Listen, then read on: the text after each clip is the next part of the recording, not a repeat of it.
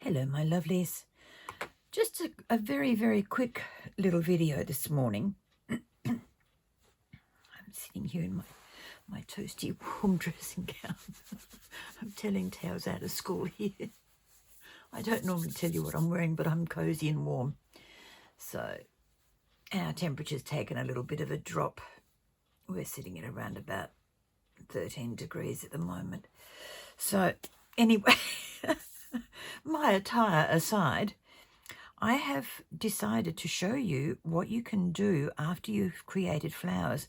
I had cut 8 flowers from this little strip of somebody's leftover. I was given a beautiful pile of scraps yesterday, and I thought I can do something with those. I need more flowers after having made 100. I know that I'm not going to have enough to go through 10 to 12 ladies of doing something that I've got planned, so I need to make more. And that beside the point. The point being is, don't throw this out yet. You're not finished with it. I turned it into little strips of decorated paper and tape. So let me show you. Cut your flowers out, put some tape down, because when you put your punch in or your paper into your punch, it sits up a little higher. This punch has decided to say goodbye to me, which is very sad because it is my go-to. All right, let me do this one. When you put your punch in, your punch sits above, well and truly above that little mark that you use for your paper. I'll just crunch this one down so you can see what I'm talking about.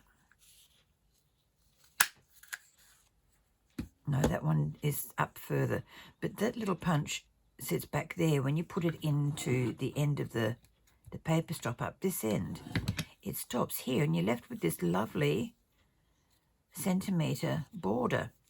So let's do something with it. Put the double-sided tape on. Cut along it. It's straight, so you don't have to worry about going crooked. As long as you stay close to the tape, you'll be fine.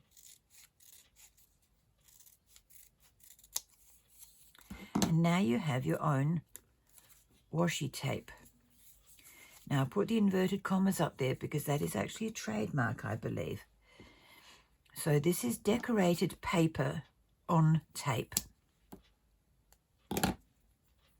Washi tape is reusable in certain places. This is not. Once you put it on there, that's it. You're stuck. So you can probably see all these bits up here thinking, what on earth is she going to do with those? She has created a card front. Now on this card front,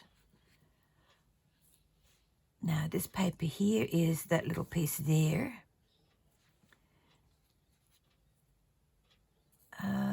This one is the other side of that there.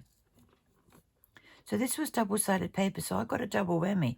If I did 2 rows of the flowers like I've done here, you know, you've got that's the blue there underneath. There's the blue underneath there and the pink on that side. So, you know, you've got both sides of the coin there if you really need it or if you really want it. So I've got all of these. I can make another card out of that, and perhaps I could put a couple of the flowers. This is not what's going on there, but this is what you could do. Might need to brighten it up a little bit. Throw some flowers on. Make it look pretty. Oh, actually, we could put a row of flowers along there. You know, you could do that. You could have a happy birthday or a happy Mother's Day, or if you put a wine glass there or even a vintage photo, you could put that on there. Put it up and down. A couple of these bright ones either side of it. You know, the use is endless. You can do what you like out of it. But out of that strip of paper, I got 4 flowers and a card. And that was out of scrap. So I think that is exceptionally economical. So, you know, give yourself some latitude and some freedom to experiment with what you've got. And you'd be surprised at what sort of resources you can come up and what sort of stash you can build out of just scraps. Give it a try, ladies. Let me know how you do. I'll catch up with you next time. Bye-bye.